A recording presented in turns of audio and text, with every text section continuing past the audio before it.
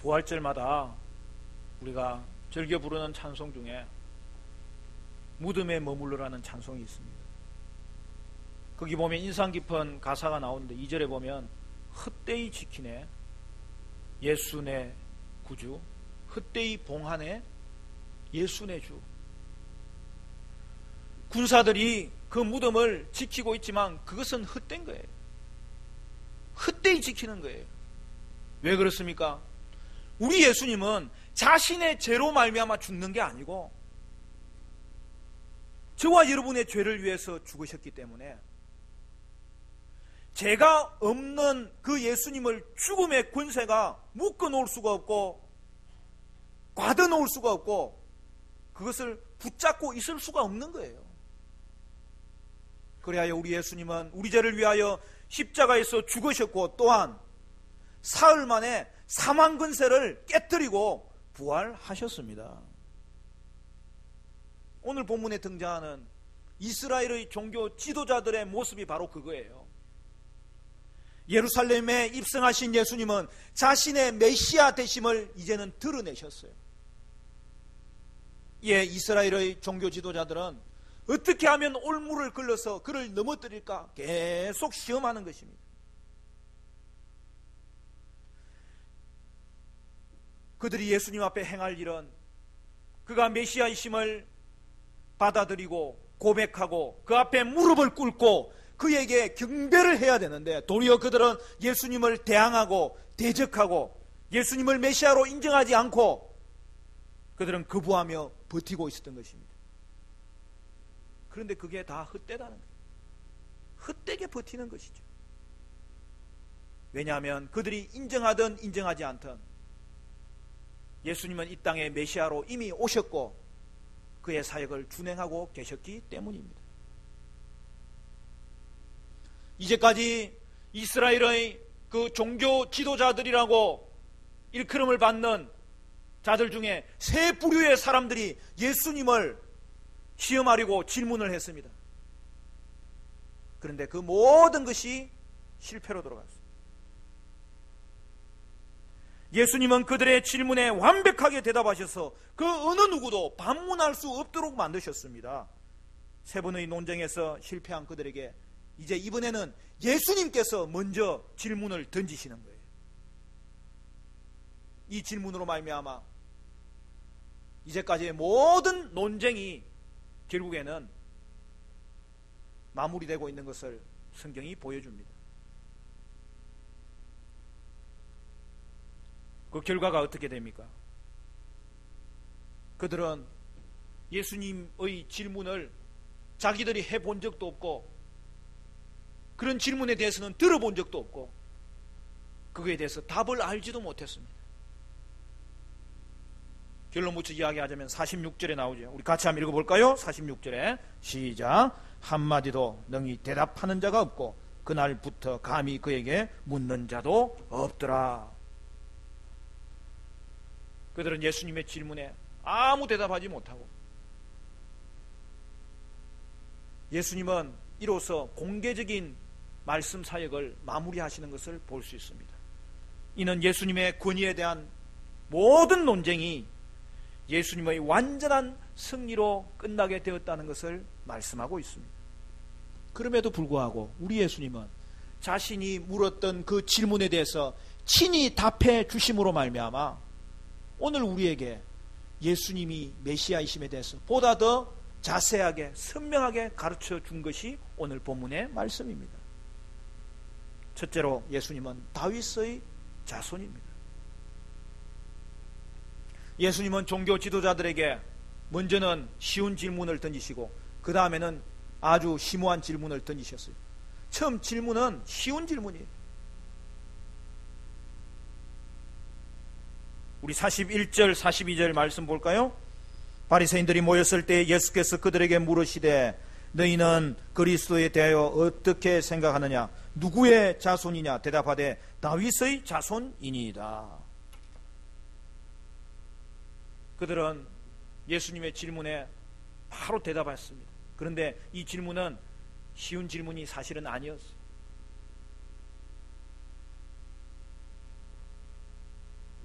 예수님은 그리스도 즉 메시아, 히브리어로는 구약에서는 메시아라 그랬고 신약의 헬라어로는 그리스도라고 말하는데 이 메시아가 누구의 자손이냐고 물었던 것입니다. 그때 바리새인들은 메시아는 다윗의 자손입니다 라고 답했습니다. 여러분, 그런데 이것은 맞는 말이기도 하고 틀린 말이기도 합니다. 여러분, 당시 이스라엘 백성들의 생각 속에 일반적인 생각으로는 메시아는 당연히 다윗의 자손이었습니다. 그 말이 맞습니다. 당시 이스라엘은 구약에서 약속한 메시아가 오시면 다윗의 왕위를 그가 회복하고 이스라엘의 영광을 되찾아 줄 것으로 생각했던 것이죠. 그런데 바로 이것이 잘못된 메시아에 대한 사상이었던 것이죠. 이스라엘은 다윗의 자손으로 오는 메시아를 기다리고 있었지만 그들은 왜곡된 메시아 사상을 가지고 기다리고 있었던 것이죠. 그러므로 그들의 대답은 반쪽짜리 대답, 오답이었던 것입니다.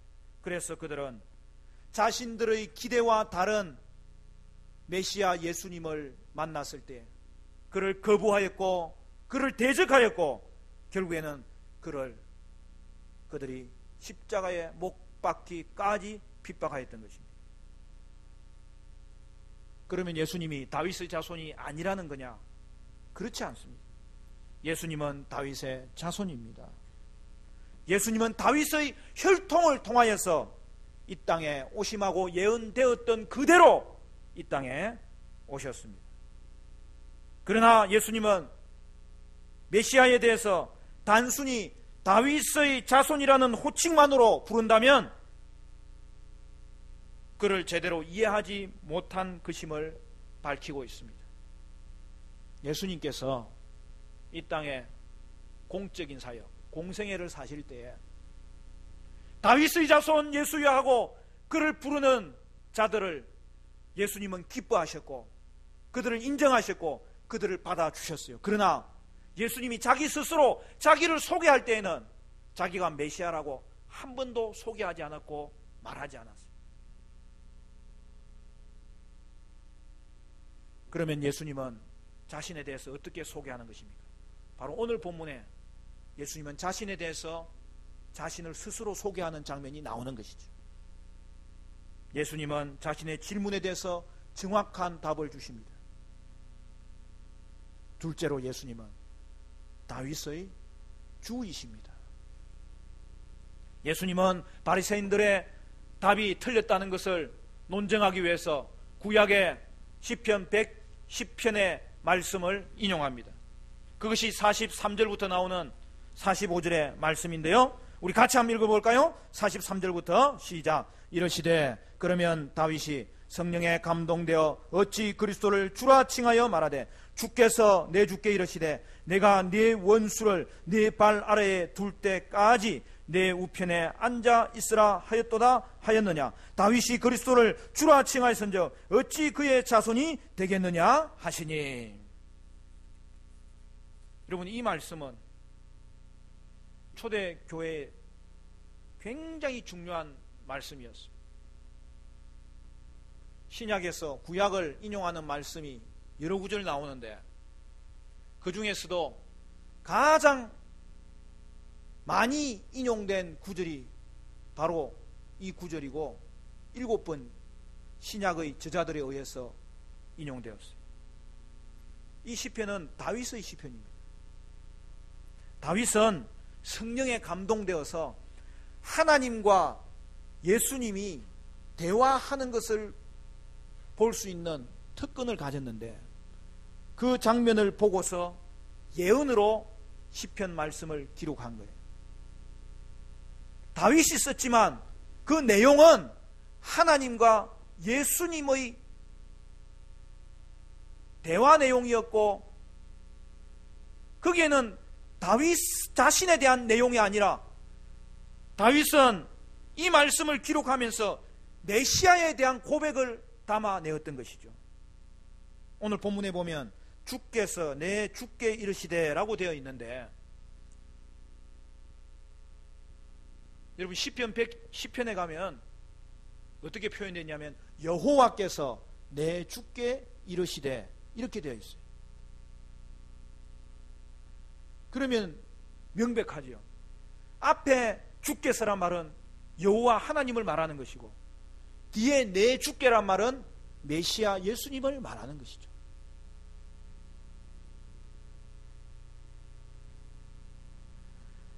본문에서 다윗은 자신에 대해서는 결코 주라고 말한 적이 없으시고 그 내용은 하나님을 주라고 말했고 그의 메시아에 대해서만 주라고 말한 것이죠. 그러므로 메시아는 다윗에게 있어서 주님이시지 자손일 수 없다는 사실이죠.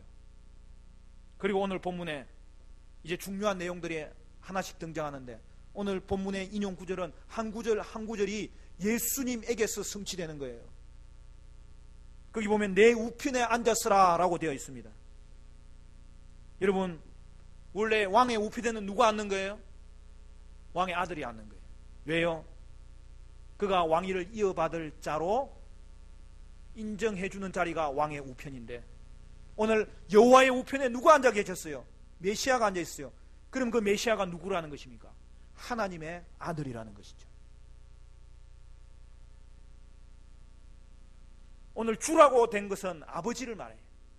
자손이라고 된 것은 아들을 말해요. 그래서 질문은 이런 것입니다. 예수님이 바리새인들에게 메시아가 누구의 아들이냐고 물으셨던 것이고 그들은 다윗의 아들이라고 답했는데 그것이 정답이 아니라는 말입니다. 그러면 정확한 정답은 무엇입니까? 메시아는 다윗의 아들이 아니고 하나님의 아들이라는 사실이죠. 메시아는 다윗의 아들이 아니고 하나님의 아들이셨습니다. 그래서 다윗은 메시아를 주라고 부른 거예요. 그러므로 예수님은 누구입니까? 세 번째 결론으로 이야기하면 예수님은 하나님의 아들이십니다. 다윗은 예수님을 주라고 하였어요. 자기 아들을 주라고 하는 이스라엘 사람은 아무도 없어요. 오히려 그 반대입니다. 아들이 아버지를 주라고 하고 아버지께 순종하는 것이죠. 따라서 예수님은 다윗의 아들이 결코 아니고 다윗의 혈통으로 왔지만 그는 하나님의 아들로서 다윗의 주가 되시는 것입니다.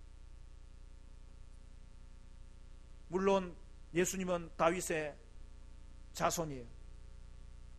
왜냐하면 예수님은 이 땅에 인간의 몸을 입고 오셔야 되기 때문에 그가 오신다면 다윗의 혈통으로 오시는 거예요.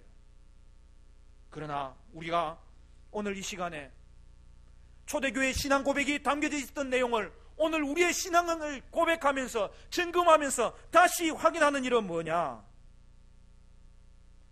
예수님은 다윗의 혈통으로 이 땅에 오셨지만 이스라엘을 정치적으로 해방시키는 그런 분으로 오신 분이 아니라 예수님은 그것보다 더 궁극적인 이스라엘과 이스라엘 밖에 있는 온 인류 열방을 죄에서 해방시키기 위해서 이 땅에 오셨다는 사실이죠. 그것이 참된 메시아의 모습입니다. 진짜 왕의 모습입니다. 그러므로 예수님은 이스라엘의 왕이 아니고 이스라엘 왕일 뿐만 아니라 이 땅의 왕이시고 우리를 생사화복을 주관하시면서 통치하기 위해서 이 땅에 오신 우리의 주권자가 되신다는 것을 성경은 분명하게 말씀하고 있습니다. 여러분 44절의 인용구에 보면 하나 더 중요한 내용이 있는데 거기 보면 내가 네 원수를 네 발 아래 둘 때까지 내 우편에 앉아 있으라고 말씀하고 있는데 여러분 바로 메시아가 오셔서 하는 일이 이 일이라는 거예요. 메시아를 이 땅에 예수님이 보내시면 그 메시아가 원수를 발등상 아래 밟기 위해서 오신다는 거죠. 그러면 여러분 메시아가 오셔서 무찌르는 이 원수가 누구입니까? 바로 여기에 오늘 본문의 핵심이 있는 거예요. 여러분, 이 원수는 특정한 하나님의 백성이 민족주의 차원에서 대결하는 적이 아닌 거예요. 전 인류와 온 세상의 궁극적인 적을 말하는 거고, 그를 대항하여 무찌르기 위해서 예수님은 오신 것이죠. 그 원수가 누구입니까? 바로 그 원수는, 그 적은 죄요, 사탄이요, 죽음인 것입니다. 그러므로 예수님은 하나님의 아들로 이 땅에 오시사 죄와 사망과 죽음의 권세를 깨뜨리시고 이기시고 무찔러 주신 것입니다. 이것이 오늘 우리가 예수님을 바라볼 때에 다윗의 자손이요, 다윗의 주님이시요, 하나님의 아들로 고백하면서 우리가 신앙으로 고백하는 바로 그 내용입니다. 그러므로 우리 예수님은 다윗의 주가 되시고 저와 여러분의 주가 되시고 온 세상의 주님이 되십니다. 사랑하는 성도 여러분, 여러분에게도 예수님이 주가 되십니까? 말은 잘하는데 예수님이 우리의 주님이신데 과연 우리는 주님을 주님으로 섬기고 있느냐는 거예요. 우리의 신앙이, 우리의 삶이, 우리의 모든 존재가 하나님 중심으로 살고 있느냐는 거예요.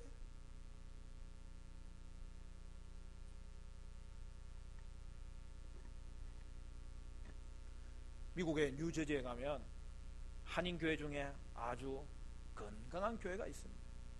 필그림 교회라고 있습니다.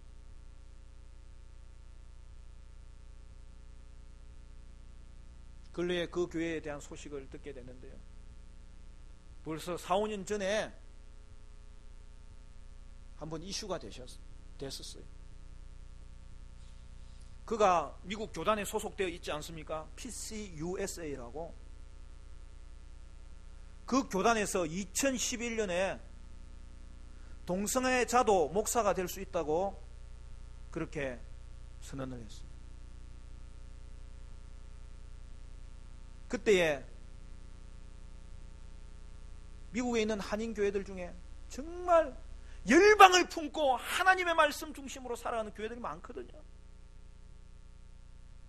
그 필그림 교회가 우리는 이 일에 절대로 찬성할 수 없다, 반대한다고 입장을 밝혔던 거예요. 그 교회가 작은 교회가 아니거든요.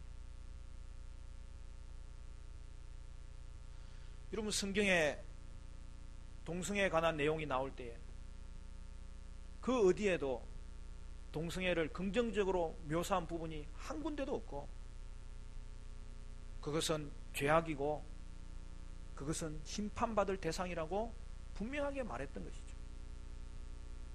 그런데 그러한 사실을 사회가 인정하는 것이 아니라 교회가 인정하면서 오늘날 유럽은 벌써 그 논란이 오래전에 있었고 미국은 그 논란이 근래에 일어났던 내용인데,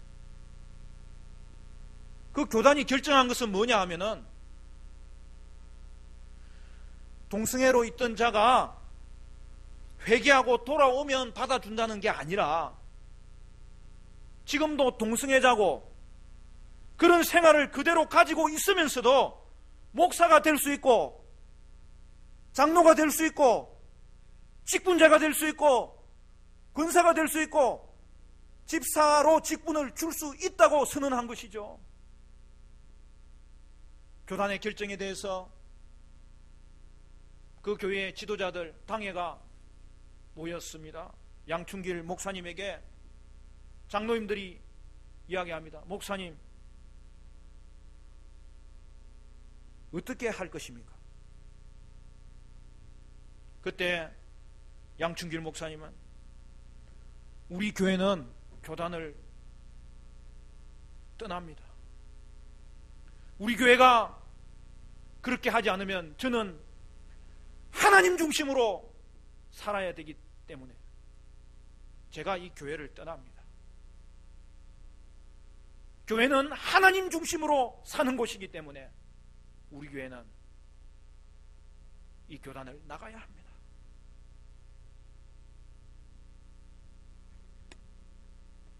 그때 그 교회 장로님들이 하는 말이, 목사님, 바로 그것이 우리가 목사님의 입을 통해서 듣기를 원했던 말씀입니다. 그때부터 교단과 법적인 싸움이 시작되는데, 은혜로운 결별을 위해서 절차를 밟으려고 했지만은 은혜로운 결별을 해준다고 해놓고도 또 뒤집고 그러다가 결국에는 그 교회가 결단을 했어요.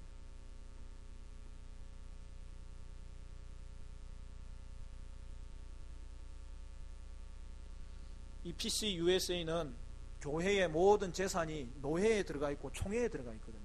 그 교회의 이름으로 되어 있지 않아요. 이 필그림 교회는 공동회의를 통하여서 독립을 선언하였는데, 교회 건물과 교회 재산 다 포기하고 나가기로 결단하였던 것이죠.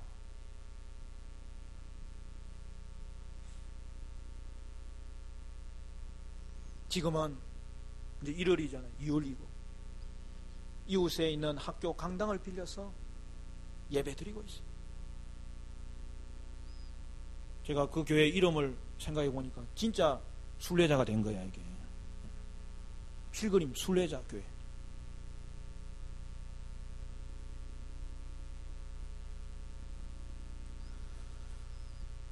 성도가 주님을 주님으로 섬기려고 하면 고난도 있고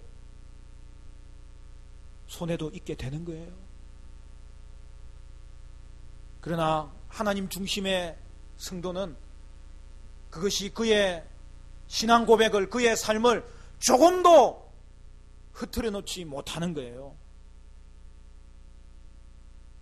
하나님은 생사복을 주관하시는 주권자이시기 때문에 고난받는 성도와 함께 하시고 고난받는 교회와 함께하여 주시고 그의 능력으로 그 모든 것을 해결하여 주십니다.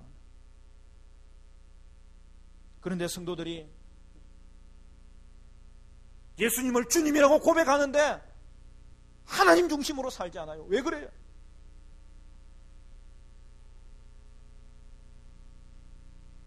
물질의 손해를 보기 때문에, 권력을 잃어버릴 수 있기 때문에, 정 때문에 그렇게 하는 것이죠. 주 안에서 사랑하는 형제 자매 여러분, 성도 여러분, 여러분에게 예수님은 어떤 분이십니까?